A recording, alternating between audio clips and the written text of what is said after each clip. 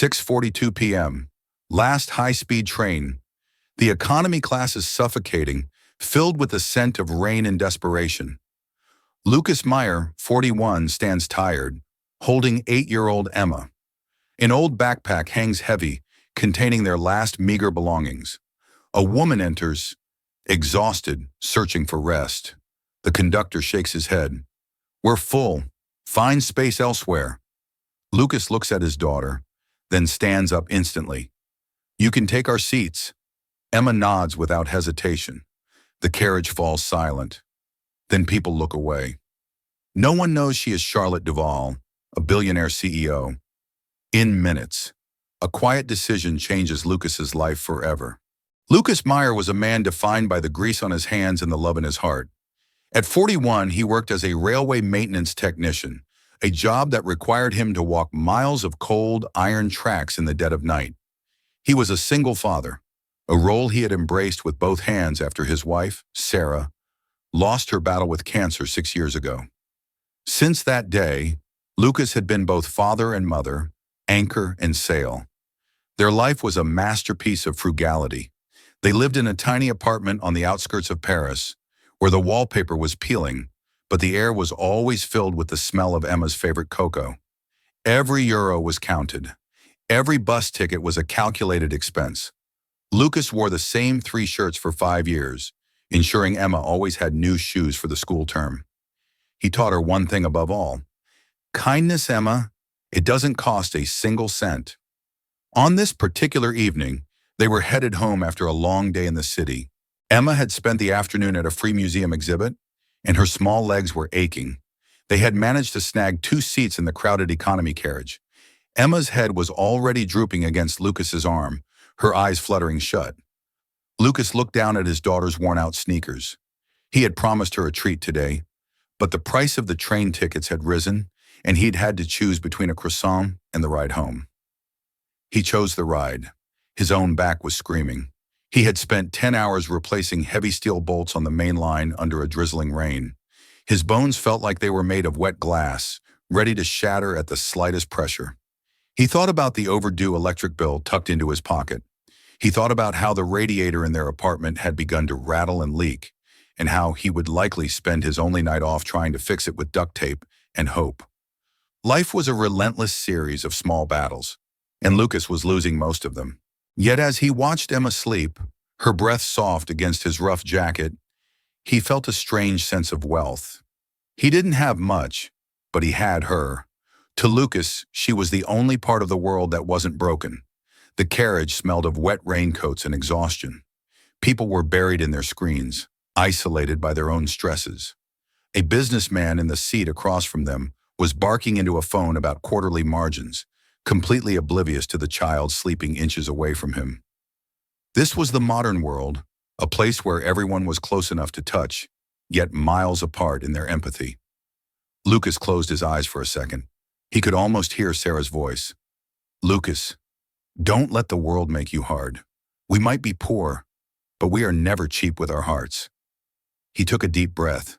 Every calloused inch of his skin was a testament to his survival, but he refused to let his soul become as rough as his hands. Then she arrived. The woman didn't look like a billionaire. She looked like a storm that had run out of rain. Her hair was slightly disheveled, her expensive coat was wrinkled, and her eyes carried a weight that no bank account could lighten. She leaned against the doorframe of the carriage, her breath coming in shallow gasps. She looked as though she had been running for hours from something she couldn't outpace. The conductor, a man hardened by years of dealing with disgruntled commuters, barely looked up from his handheld device. "We're full, ma'am. You'll have to stand in the corridor or wait for the 9 RPM. The woman sighed, a sound of pure defeat. It wasn't just the physical fatigue. It was the look of someone who had reached the absolute end of their tether. She started to turn back toward the drafty corridor, where the wind whistled through the gaps in the door. Lucas felt a small tug on his sleeve. He looked down. Emma was awake, her bright eyes moving from the tired woman to her father. She didn't say a word. She didn't have to. Lucas saw the reflection of his own teachings in her gaze. "Daddy," Emma had told him once, "good people stand up for others." Lucas didn't hesitate. He stood up, his joints popping from the long day of labor. He reached down and gently lifted Emma, who leaned her head against his shoulder, her small arms wrapping around his neck. "Excuse me, ma'am," Lucas called out over the hum of the train. "Please, you can take our seats." The woman stopped. She looked at the seat, then at the rugged man in the worn-out work jacket, and finally at the small girl standing beside him. "I couldn't," she whispered. "The child. She looks exhausted." Lucas gave a tired but genuine smile. "She's a Meyer. We're used to standing. Please, you look like you need it more than we do." Emma reached out and patted the plastic armrest of the seat. "It's okay, lady. My daddy is the strongest man in the world. He'll hold me. He's like a giant tree. I could—" The woman hesitated for one more second, then sank into the seat. As she sat, Lucas moved into the aisle, bracing his feet against the vibration of the tracks. He pulled Emma close, tucking her head under his arm so she could lean against his hip. The rest of the passengers ignored them. They were just a nobody father and a nobody daughter, standing in the shadows of the economy class. But for Lucas, the weight of his daughter was light. He was doing what he had always done. He was standing up. Charlotte Duval was 45, and for the last 20 years, her life had been a battlefield. As the CEO of Duval Global, she sat atop an empire of logistics and international trade. She was used to silk sheets, private drivers, and people who said yes before she even finished her sentences. But today, the empire was crumbling. Room filled with men she had enriched. She had looked into the eyes of her COO, Julian, a man she had mentored for a decade. He had smiled at her while sliding a vote of no confidence across the mahogany table. They were stripping her of her authority, claiming her empathy-led expansion was a liability. They wanted a shark, not a visionary. "You've become soft, Charlotte," Julian had sneered. "You care more about the carbon footprint of our trucks than the dividends for our shareholders. We need a leader who counts profit, not pulse rates." She had walked out of the building not with a roar, but with a hollow silence. She had walked until her feet bled in her designer heels, eventually finding herself at the station, anonymous and broken. She had turned off her phone, wanting only to disappear into the masses she usually observed from a penthouse window. She expected to be ignored.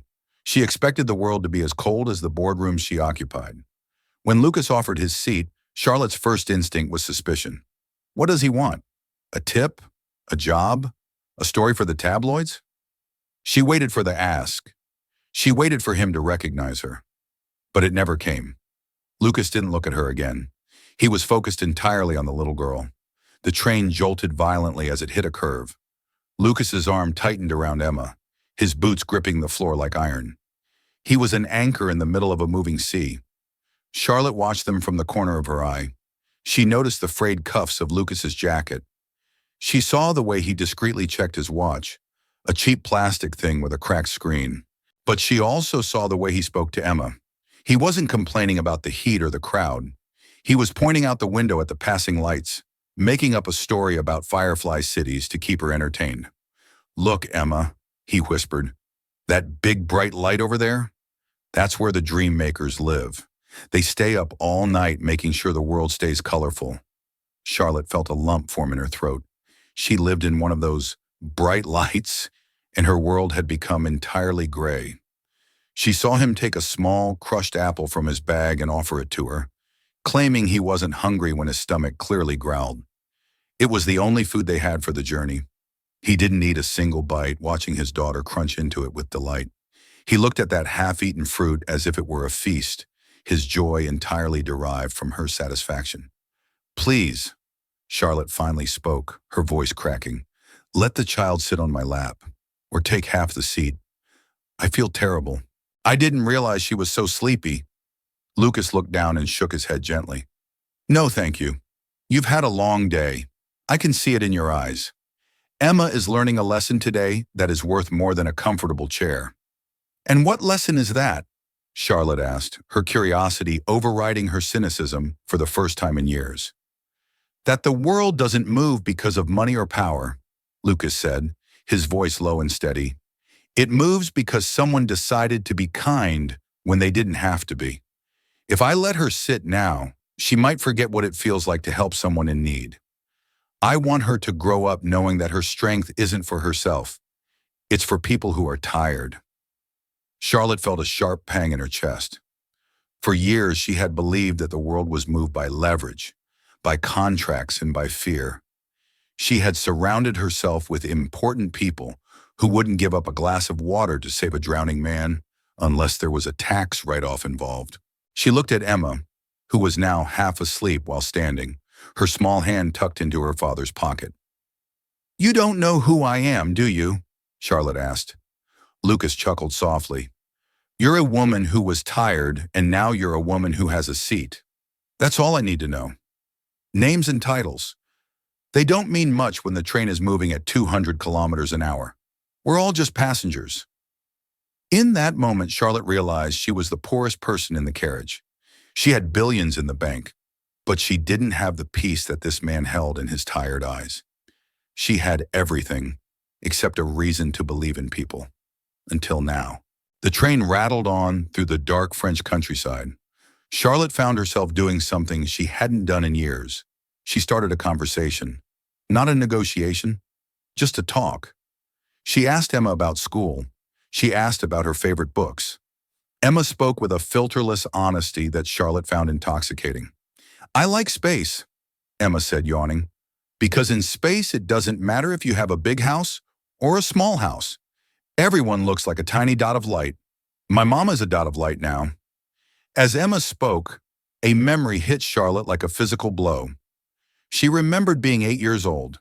She remembered her own mother, a seamstress with calloused fingers, standing on a bus just like this. Her mother had given up her seat to an elderly man, even though her back was aching from 10 hours of work. Her mother had told her, "Charlotte, the more you have, the more you owe to the people who have nothing.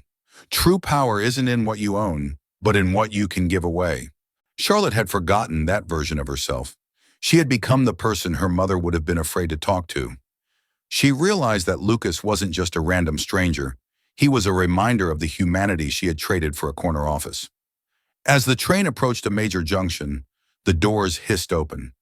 Suddenly, the quiet atmosphere of the economy carriage was shattered. 4 men in dark suits wearing earpieces stepped onto the train. They scanned the rows with predatory intensity. The passengers gasped. Lucas instinctively pulled Emma behind him, his eyes narrowing. He thought they were police, or perhaps something worse. He stepped forward, putting his body between the suits and the woman in the seat. "Back off," Lucas said, his voice rough. "She's not doing anything." One of the men spotted Charlotte. He rushed over, ignoring Lucas, and bowed slightly. "Madame Duval, we've been searching for you for 3 hours. Your phone was off. The board is in an uproar. The car is waiting at the platform. We must leave immediately. The crisis meeting has been moved to tonight." Lucas froze. He looked at the woman in the seat. Duval? Even a railway worker knew that name. Charlotte Duval was the face of the most powerful logistics company in the country. He had seen her on the news standing next to presidents. I didn't know," Lucas stammered, his face flushing with embarrassment. He felt suddenly small, his worn jacket feeling like a costume. "I'm sorry, ma'am. I shouldn't have spoken to you so casually. I didn't know your status." Charlotte stood up. The exhaustion was still there, but her eyes were different now. She looked at Lucas, then at Emma, ignoring her frantic assistants. "Please don't apologize, Lucas," she said, her voice firm. "If you had known who I was, you might have given me the seat out of obligation, but you gave it to me out of kindness. That is the only thing that has made sense to me all day. Please, don't ruin it by being respectful now." As she prepared to leave, her lead assistant, a cold man named Marcus, whispered, "Madame, we must go. These people, the security risk is too high." Charlotte ignored him. She overheard Lucas whispering to his daughter as they prepared to get off. "Stay close, Emma. We need to check the bulletin board. They said there might be more layoffs at the yard tomorrow. If they cut me, we might have to move to Grandma's." Lucas felt a wave of shame. He had just offered a seat to one of the richest women on earth, and here he was, worrying about whether he'd have a job tomorrow. He didn't want her to hear. He didn't want her pity. He wanted to maintain the one thing he had left, his dignity. New detail, the hesitation to call. That night, Lucas sat at his kitchen table, the embossed card lying between a pile of bills and a glass of water. He stared at the name Charlotte Duval. For hours he struggled. If I call, I'm using her. If I don't, I'm failing Emma. He didn't want to be another person asking her for something. He remembered the look in her eyes, the look of someone who was hunted by expectations. He didn't want to be another hunter. But as Emma coughed in her sleep from the drafty window, Lucas realized that pride was a luxury he could no longer afford. He picked up the phone. Charlotte watched his face. Most people in his position would have started begging. They would have handed over a resume or told a sob story about their bills. But Lucas Meyer just tightened his grip on his daughter's hand and prepared to walk back into the cold night. Charlotte paused at the door of the train. The wind from the platform whipped her hair. She reached into her bag and pulled out a simple embossed business card. No logo, just a name and a direct number. She handed it to Lucas. "I don't usually do this," she said, "but your daughter told me you were the strongest man in the world. I happen to be looking for someone who knows how to stand firm when things get shaky. I'm tired of being surrounded by people who only sit when they are told to." Lucas took the card, his hands shaking slightly. "I don't want a charity case, ma'am." "It's not charity, Lucas," Charlotte replied as her security detail flanked her. "It's an investment. I finally found something worth buying into again. Call the number. Don't make me wait." She disappeared into the crowd on the platform, leaving Lucas holding a piece of paper that felt heavier than a bar of gold. 2 days later, Lucas Meyer sat in the break room of the railway yard. The air was thick with the smell of stale coffee and anxiety. The rumors were true. The company was cutting 40% of the maintenance staff. "Meyer!" his supervisor shouted from the doorway. "The big boss wants to see you. Now, bring your gear." Lucas felt his heart sink. This is it, he thought. The seat on the train was my last lucky moment. He thought of the card in his pocket. He hadn't called. He was too proud to call a billionaire for a favor. He walked into the main office, but instead of his local manager, there was a man in a tailored suit he had never seen before. "Mr. Meyer?" the man asked. "I'm the head of operations for Duval Global's infrastructure division. We've just finalized a partnership with the National Rail. We're looking for a site lead for the new high-speed terminal project. Someone who knows the tracks from the ground up. Someone reliable." Lucas stared. "I'm just a technician. I don't have a degree in management." "The CEO disagrees," the man said, sliding a contract across the table. "She said you were the only man she met in Paris who knew how to hold his ground without being told to. She also mentioned you have a very high standard for maintenance, especially when it comes to the safety of others." Lucas looked at the salary. It was 4 times what he made now, but he noticed something else in the contract, a clause that allowed for family-first scheduling. Charlotte hadn't just given him a job. She had protected his time with Emma. She had remembered the tired girl on the train. He didn't sign it immediately. He went home first. He sat Emma down at their small wooden table. "Emma," he said, showing her the paper, "did the lady from the train do this?" Emma looked at the contract, then at her father. She smiled, a toothy, beautiful grin. "No, Daddy, you did this. You stood up, remember? If you believe that kindness always finds its way back to you, type, 'I will live kindly.'" Back at Duval Global, Charlotte walked into the boardroom. Julian was already sitting in her chair. "You're late for your own funeral, Charlotte," he joked. Charlotte dropped a file on the desk. "Actually, I've just restructured the company. I've bought back the majority shares using my private trust. And I've appointed a new infrastructure lead, a man who actually knows what happens at the bottom of the ladder. Julian, you're fired. You can take the train home. I hear economy is quite educational." Charlotte spent the next month cleaning house. She replaced the sharks with people who had survived storms. She instituted a back-to-the-ground program where executives were required to spend 1 week a year working the front lines. She wasn't just fixing a company, she was honoring a technician who gave her a seat when she felt like she had no place in the world. 6 months later, Lucas stood in a hard hat at the edge of the new terminal construction. A sleek black car pulled up. Charlotte stepped out. She didn't look like a storm anymore. She looked like the sun. She walked over to him, her boots crunching on the gravel. "Mr. Meyer," she said, looking up at the massive steel girders. "How is the project?" "Ahead of schedule, ma'am," Lucas said. "The men are working harder because they know their families are covered. You changed the rules and it's working." Charlotte looked at him, her eyes soft. "I didn't change the rules, Lucas. I just started playing by yours, the ones you taught me on that train." She paused, looking at the city skyline. "Thank you for calling. I was worried you wouldn't." "I did it for Emma," Lucas admitted, "but I stayed for the work."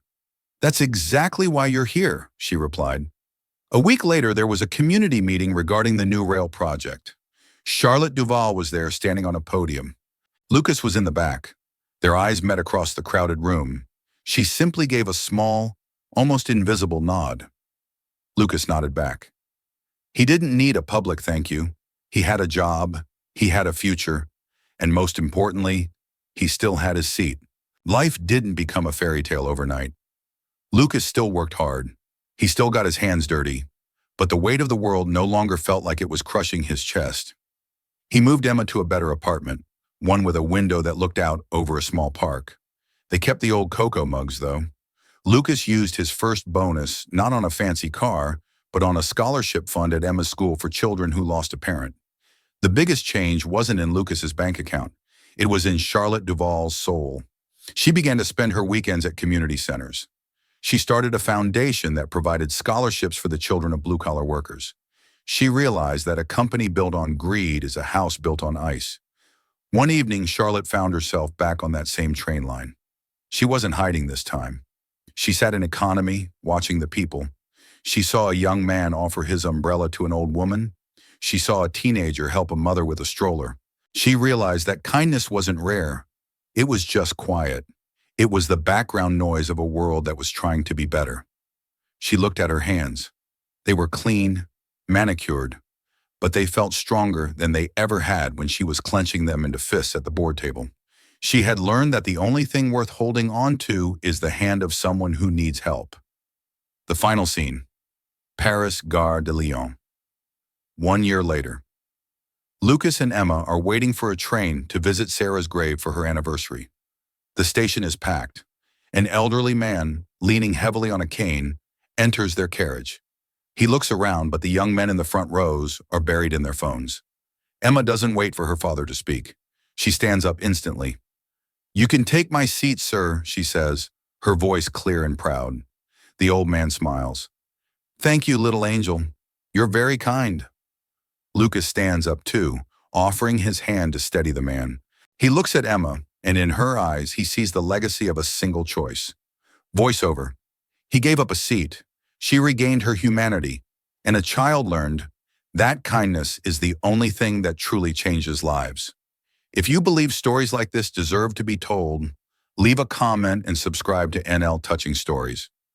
We tell the stories that shouldn't be forgotten,